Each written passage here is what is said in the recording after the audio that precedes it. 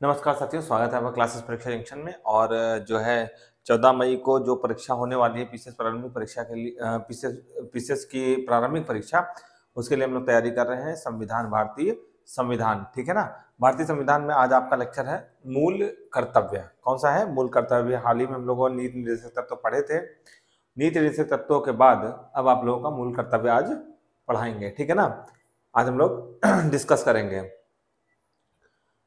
एक बहुत अच्छी खुशखबरी आ रही है कि जो है आपका जो ऑप्शनल सब्जेक्ट था, खुशखबरी कहेंगे, ऑप्शनल सब्जेक्ट था, मेंस से हट चुका है। अब आप लोग प्रीलिम्स की तैयारी करिए और 4 महीने में उधर हम लोग बड़े आराम से मेंस की तैयारी कर लेंगे। जीएस के 5 पेपर शायद होने जा रहे हैं, 4 पेपर तो पहले से थे ही, और 5वां पेपर। देखिए ऑप्शनल में थोड़ा सा क्या होता था कि ऑप्शनल में कोई आइडिया नहीं रहता था।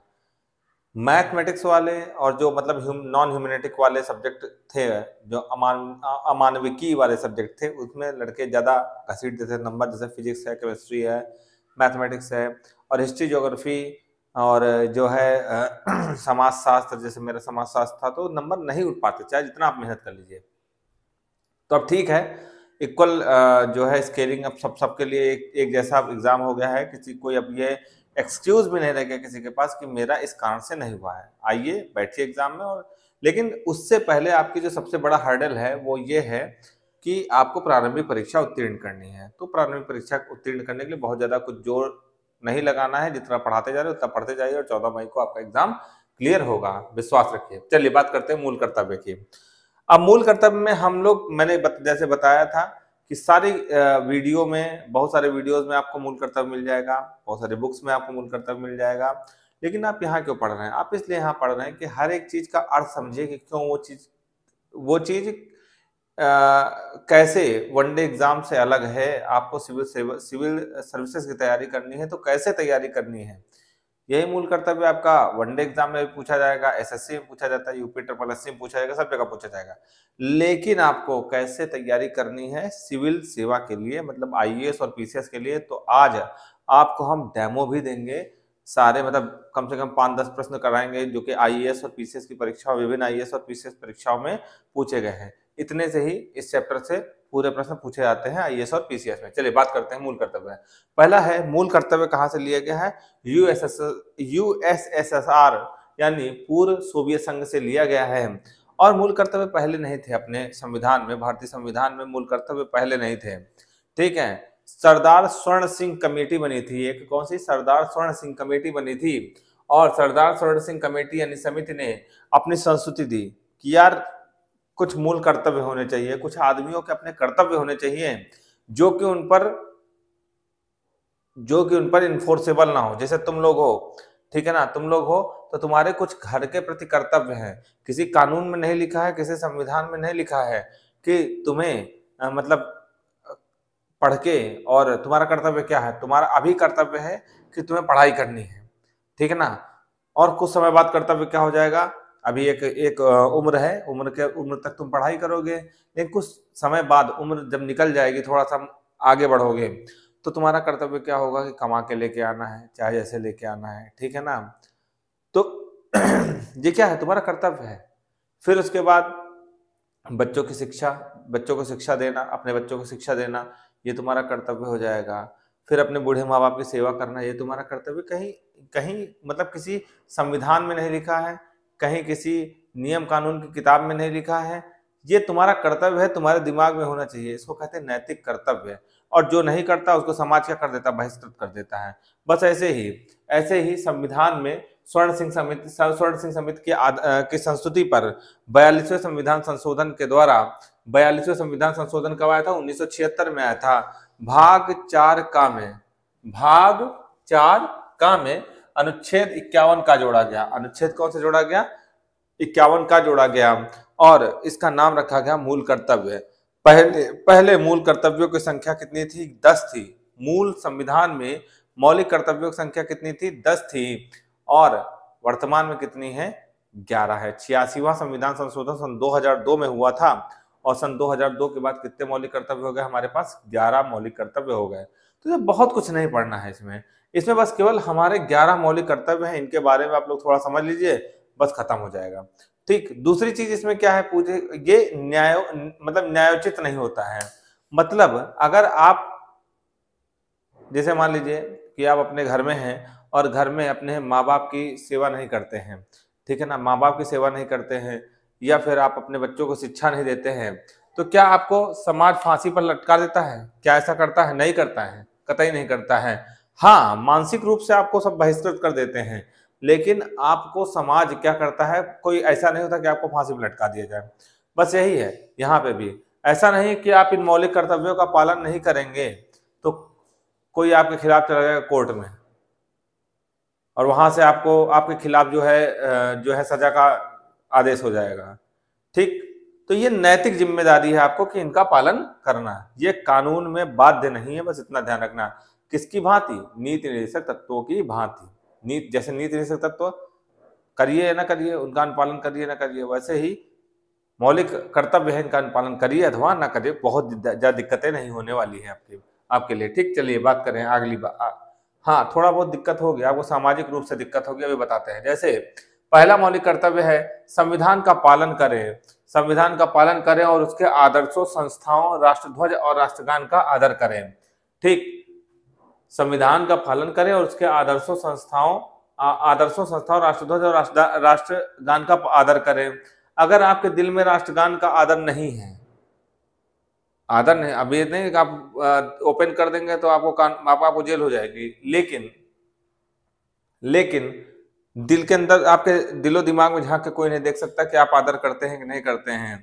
ठीक है, लेकिन क्या लिखा हुआ है? इनका आदर करना चाहिए। ठीक है ना, संविधान का पालन करें और उसके आदर्शों, संस्थाओं, राष्ट्रध्वज और राष्ट्रगान का आदर करें। इतनी सी बात है। दूसरा क्या है? राष्ट्रीय आंदोलनों को प्रेरित करने वाले उच्च आदर्शों को हृदय में संजोए रखें और उनका पालन करें। अब यहां से जैसे मान लीजिए कि इंकलाब जिंदाबाद, ठीक है ना, इंकलाब जिंदाबाद, इंकलाब जिंदाबाद क्या आपके राष्ट्रीय आंदोलन से जुड़ा हुआ है कि नहीं हुआ है वो?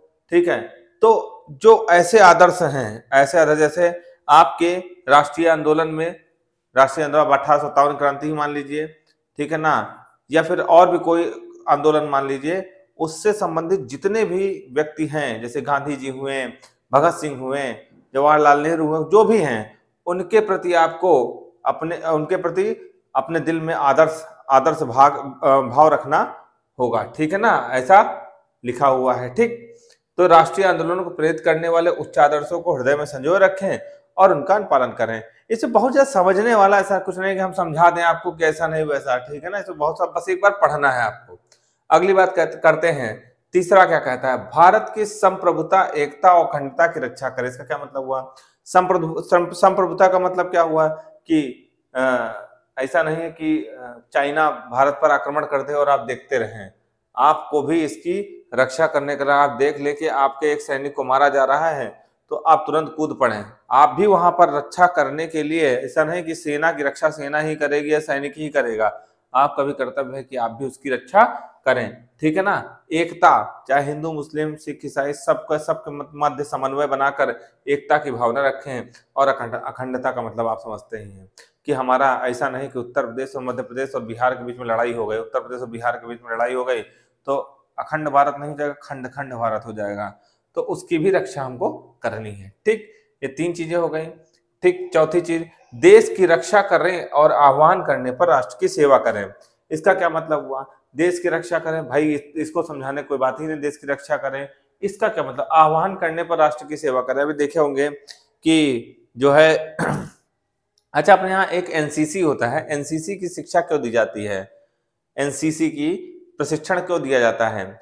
इसलिए दिया जाता है, मान लीजिए कभी एक ऐसा दिन आ जाए, भगवान न करे कभी ऐसा दिन आए, जैसे अभी यूक्रेन पर रूस ने हमला कर दिया, तो आपने देखा होगा कि जो आम नागरिक हैं वो भी बंदूक लेकर तैनात हो गए कि हम भी मारेंगे रसियन को। ठीक है ना, उन्होंने हमारा जीना हराम कर दिया। तो एक समय मान लीजिए भारत के ऊपर भी ये स्थिति आ गई कि सेना थोड़ा सा झुक गई, किसी देश के सामने, किसी देश की सेना के सामने झुक गई, तो ऐसा नहीं है कि आपके पॉपुलेशन में एनसीसी वाले बस प्रशिक्षण ले घर में बैठे रहेंगे, बुलाया जाएगा तो उनको जाना पड़ेगा। इसीलिए इन लोगों को प्रशिक्षण दिया जाता है कि कभी वक्त जरूरत पड़ी कभी कहीं जरूरत पड़े तो आपको भी बुलाया जा सकता है। तो यही कहा गया कि देश की रक्षा करे और आह्वान करने पर राष्ट्र की सेवा करे। वैसे हमारा भारत देश बहुत सशक्त है, कभी ऐसी जरूरत नहीं पड़ने वाली है। ठीक, अगली बात करते हैं, समरसता और भ्रातृत्व की भावना का निर्माण करें तथा ऐसी प्रथाओं का त्याग करें जो स्त्रियों के सम्मान के विरुद्ध हो। समरसता और भ्रातृत्व की भावना मतलब क्या होगा? सब मतलब हर धर्म के प्रति आपकी सद्भावना होनी चाहिए। आप हिंदू हैं तो मुस्लिम, सिख, ईसाई सबके प्रति भाईचारे की भावना होनी चाहिए। ठीक है ना, इसका इतना ही मतलब निकलता है। और ऐसी प्रथाओं का त्याग करें जो स्त्रियों के सम्मान के विरुद्ध हो। ठीक है, जैसे सती प्रथा थी, ठीक है ना, सती प्रथा, ठीक, ये सब क्या है? ये स्त्रियों के सम्मान के विरुद्ध था। तो क्या किया गया? ऐसी प्रथाओं को क्या कर दिया गया? समाप्त कर दिया गया। और आगे भी अगर कोई ऐसी प्रथा है जो स्त्रियों के सम्मान के विरुद्ध है तो उनको भी क्या करना है? उसको भी समाप्त करना है। यही प्रत्येक नागरिक का कर्तव्य है। ठीक, 5 तक हो गया। अगली बात करते हैं, सामाजिक संस्कृति की गौरवशाली परंपरा का महत्व समझें और उसका परिरक्षण करें। जो हमारी सभ्यता और संस्कृति है उसको हमें समझना होगा।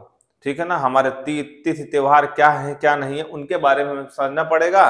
और ऐसा नहीं, आजकल लोग देख रहे होंगे कि जो है जैसे होली के त्योहार को बहुत लोग बड़ा गंदा त्योहार मानने लगे हैं कि अरे बहुत ये खराब लोगों का, ये नशा करने वालों का त्योहार। ऐसा नहीं है। अगर आप मनाए तो आपका त्योहार त्योहार है, नहीं मनाए तो कोई बात ही नहीं। लोग धीरे धीरे क्या करते जा रहे हैं? कटते हुए चले जा रहे हैं। मकर संक्रांति का त्योहार था, बच्चे पतंग उड़ाते थे, लोग उसको बड़ी हीन भावना से देखने लगे। तो धीरे धीरे हम लोग अपने त्योहार, अपनी सभ्यता, अपनी संस्कृति से दूर होते जा रहे हैं, जबकि ऐसा नहीं होना चाहिए। तो इसका परिरक्षण भी करना है हमको। अपनी सभ्यता और संस्कृति के, सामाजिक संस्कृति का क्या करना है? परिरक्षण भी करना है। ठीक, अगली बात करते हैं, 7वां, प्राकृतिक पर्यावरण, वन, झील, नदी और वन्य जीव, इनका क्या करना है? इनकी रक्षा करना है। प्राकृतिक पर्यावरण के अंतर्गत कौन कौन चीजें आ रही हैं? वन, झील, नदी और वन्य जीव की क्या करना है? रक्षा करना है और उसका संवर्धन करें। संवर्धन करने का मतलब ये होता है कि उनको बढ़ाने का प्रयास करें। जैसे वन है तो वन बढ़ाने का प्रयास करें, झील है तो झीलों को बढ़ाने का प्रयास करें, मानव निर्मित झील भी होती है उनको। नदी है तो उसको भी संवर्धन करने का प्रयास करें। और वन्यजीव हैं तो वन्यजीव को मारे नहीं, उनको उनके बढ़ाने पर ध्यान दिया जाए। ठीक है ना, तो बहुत सारे कानून बन भी चुके हैं। ठीक, तथा प्राणी मात्र के प्रति दया भाव रखें, यानी इन सब चीजों के प्रति क्या करें? जो भी प्राणी मात्र है उन सबके प्रति क्या करना है? दया भाव रखना है। ये भी लिखा हुआ है हमारे किसमें? मौलिक कर्तव्य में। अगली बात करते हैं, वैज्ञानिक दृष्टिकोण, मानववाद और ज्ञानार्जन तथा सुधार की भावना विकसित करें। मतलब हमारा जो भाई वैज्ञानिक दृष्टिकोण रहेगा ना तो हमारा देश उन्नति की ओर जाएगा। जैसे मान लो सारे देश सैटेलाइट भेज रहे हैं, तुम्हारा देश सैटेलाइट ना भेजे तो तुम्हारा हाल भाई बुरुंडी वाला हाल हो जाएगा। ठीक है ना, नेपाल वाला, नेपाल तो फिर भी बहुत सशक्त है, मलेशिया, ये क्या बोलते हैं, म्यांमार वाला हाल हो जाएगा। ठीक, श्रीलंका वाला हाल हो जाएगा, इतना समझ लीजिए। ठीक, तो वैज्ञानिक दृष्टिकोण, आज भारत क्यों जाना जाता है? आपके इसरो, ठीक है, इसरो के कारण। जैसे नासा है वैसे ही इसरो है। वैज्ञानिक दृष्टिकोण, आप दुनिया चंद्रमा पहुंच गए, हम भी पहुंचे, मंगलयान पर हम पहुंचे, सबसे कम बजट में पहुंचे। तो वैज्ञानिक दृष्टिकोण था कि नहीं था? हमारे यहाँ रहा होगा, ऐसी भावनाएं रही होंगी, तभी हम लोगों ने अपने अंदर। और देख लीजिए आजकल भी बहुत सारे सेमिनार चल रहे हैं, मोदी जी बहुत सारे इन सब चीजों के पीछे दौड़ लगाए हुए हैं। अटल योजना चल रही है एक तो, उसमें भी ऐसी ऐसी योजनाएं, ये सब कहाँ से प्रेरित हैं? ये सब मूल कर्तव्य से प्रेरित है। ठीक है ना, तो इसमें बहुत ज्यादा समझने वाली चीज नहीं रह गई। सार्वजनिक संपत्ति को सुरक्षित रखें और हिंसा से दूर रहें। सार्वजनिक संपत्ति को सुरक्षित रखें। ठीक है ना, सार्वजनिक संपत्ति क्या होती है? अभी देखो बाबा जी का बुलडोजर चल रहा है। ठीक है, और अगर तुमने सार्वजनिक संपत्ति को किसी हिंसा में नुकसान पहुंचाया, सार्वजनिक संपत्ति जो सभी से संबंधित है, जैसे हुआ रेलवे हुआ, ये सब सार्वजनिक संपत्ति है, अगर आपने उसको नुकसान पहुंचाया तो देख रहे हैं आजकल कानून भी बन गए हैं उसके लिए, और आपके खिलाफ डंडाबाजी भी हो सकती है। लेकिन एक सार्वजनिक संपत्ति होती है, जैसे मान लीजिए कि आप किसी किले पे गए, ठीक है ना, किला देखा, लोग वहां पे दीवारों में पटांग लिख के आ जाते हैं, तो उसके लिए दंडनीय अपराध नहीं है, लेकिन आपके दिमाग में चीज होनी चाहिए कि ये गलत कार्य है। ठीक, तो तोड़फोड़ के लिए तो बन चुका है कानून, आप उसको तोड़ेंगे तो आपको भी तोड़ा जाएगा। लेकिन ये ऊटपटांग जो लिख आते हैं उसके लिए कोई कानून नहीं बना है। उसके लिए जब जिस दिन कानून बन गया तो जो जिस हाथ से जो ऊटपटांग चीजें लिखते हैं ना वो हाथ तोड़ दिए जाएंगे। ठीक है, तो ध्यान रखिएगा इस चीज को, सार्वजनिक संपत्ति को सुरक्षित रखें और हिंसा से दूर रहें। अगली बात करते हैं, 10वां नहीं पढ़ना है। अगली 11वां है, यही 86वें संविधान संशोधन सन 2002 के द्वारा जोड़ा गया है। यदि माता पिता या संरक्षक हैं तो 6 से 14 वर्ष की आयु वाले अपने प्रतिपाल्य के लिए शिक्षा का अवसर प्रदान करें। इसका क्या मतलब हुआ? इसका मतलब ये हुआ कि मान लीजिए आप किसी बच्चे के माता पिता हैं, तब तो आपका कर्तव्य है। मान लीजिए किसी के बच्चे के माता पिता नहीं है, आप उसके क्या है, गार्जियन है। क्या है आप? गार्जियन है। तो आपके अगर आपके अंडर गाइडेंस एक 6 से 14 साल तक का बच्चा है तो आपको उस बच्चे के लिए को शिक्षा का संपूर्ण अवसर प्रदान करना होगा। इसलिए प्रदान करना होगा क्योंकि 14 वर्ष तक के बच्चों को जिस हिसाब से आप ढाल देंगे, 14 वर्ष तक के बच्चों को जिस हिसाब से आप ढाल देंगे, आगे फिर उनको वो रास्ता बताने की जरूरत नहीं, वो अपना रास्ता स्वयं पा जाते हैं। 14 साल तक के बच्चे को चोरी करना सिखा दो तो वो चोरी ही बन जाएंगे। डकैती करना सिखा तो डकैत बन जाएंगे, और शिक्षा दे दी तो वो अच्छे रास्ते पे भी चलेंगे। ठीक है ना, तो इसीलिए शिक्षा की व्यवस्था की गई है। और ये कहा गया है इसमें मौलिक कर्तव्य में कि अगर आप माता पिता हैं या संरक्षक है तो आपका कर्तव्य होगा कि आप उस बच्चे को, जो कि 6 से 14 साल तक का बच्चा है, उसको शिक्षा के संपूर्ण अवसर प्रदान करें। ठीक, अब तो रही ये बात बहुत आसानी से समझ में आ गई होगी। ठीक, लेकिन आईएएस और पीसीएस में प्रश्न पूछे जाते हैं और आप गलत कराते हैं। कैसे गलत कराते हैं हम बताते हैं आपको, कुछ प्रश्न करवा कर। ठीक, चलिए बात करते हैं। आप गलत कहाँ कर देंगे, इसको जितना इसमें लिखा हुआ है, जितना आपको अक्षरशः ऐसे ही याद नहीं करना है, केवल इस पे लिखी हुई चीजों को ध्यान देना है। जैसे यहाँ सार्वजनिक संपत्ति लिखा है, राष्ट्रीय महत्व की चीजें नहीं लिखा हुआ है। राष्ट्रीय महत्व का मतलब समझते हैं, जैसे आरबीआई हो गया, और मतलब बहुत सारी जो राष्ट्रीय महत्व की चीजें हैं वो नहीं लिखा हुआ है। यहाँ लिखा है सार्वजनिक संपत्ति। राष्ट्रीय महत्व की चीजें कहाँ पे लिखी हुई हैं? नीति निर्देशक तत्वों में लिखी हैं। यहाँ पे क्या लिखा है? सार्वजनिक संपत्ति लिखा हो। यही प्रश्न घुमा देता है और आप घूम के आ जाते हैं। आईएएस में पूछा गया था, पीसीएस से पूछा गया था और आप गड़बड़ कर देते हैं। चलिए कुछ क्वेश्चन करवाते हैं, फिर आप देखिएगा। देखिए 2 कौड़ी के क्वेश्चन तो बहुत सारे आप लोग कर ले जाएंगे, सारे कर ले जाएंगे, उसमें कोई दिक्कत नहीं है। चाहे एक आध क्वेश्चन हम करवा दे रहे हैं। ठीक, चलिए निम्नलिखित में से किसकी संस्तुति पर भारतीय संविधान के मूल कर्तव्य शामिल किया गया है?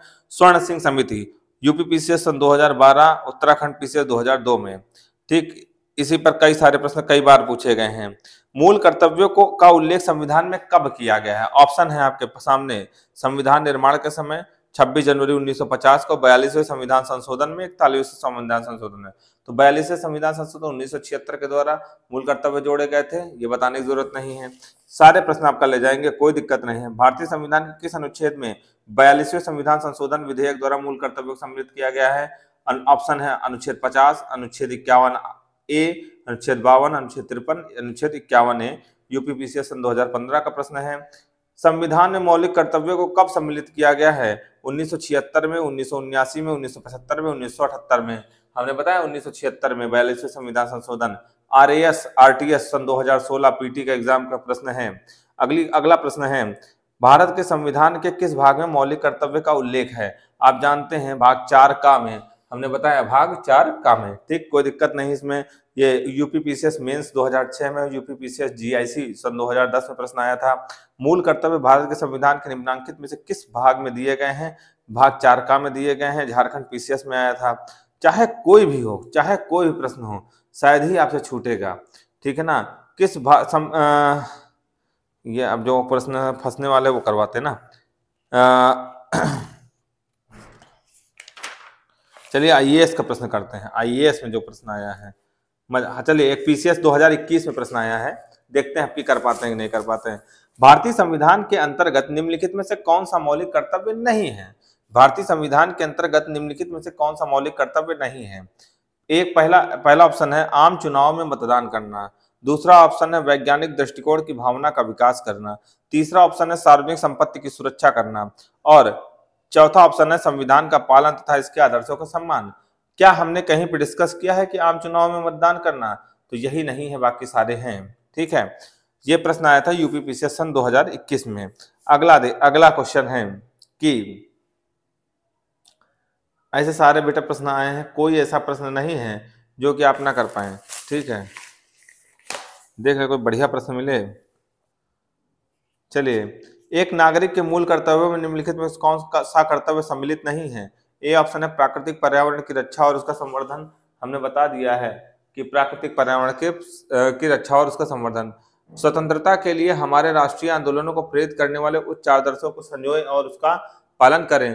तीसरा है अस्पृश्यता मिटाने की ओर प्रयास करें। और चौथा है वैज्ञानिक दृष्टिकोण और मानववाद तथा ज्ञानार्जन। ये ठीक है, तो हमने अस्पृश्यता मिटाने का प्रयास कहाँ किया था? अनुच्छेद 17 में। और वो कौन सा था? आप लोग कमेंट बॉक्स में बताइएगा। ठीक, अगली बात करते हैं, निम्न में से कौन भारतीय संविधान के अंतर्गत मौलिक कर्तव्यों में सम्मिलित नहीं है? ऑप्शन रहे ये, देश की रक्षा करना एवं राष्ट्र की सेवा करना। हमने बताया था जब बुलाया जाएगा तो चले आना।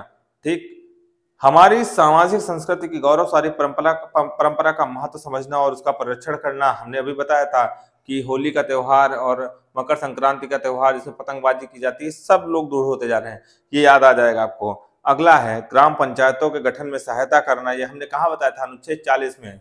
अनुच्छेद 40 में नीति निषेध तत्व, याद आया कि नहीं आया? ठीक, और डी ऑप्शन है सार्वजनिक संपत्ति को सुरक्षित रखना एवं हिंसा से दूर रहना।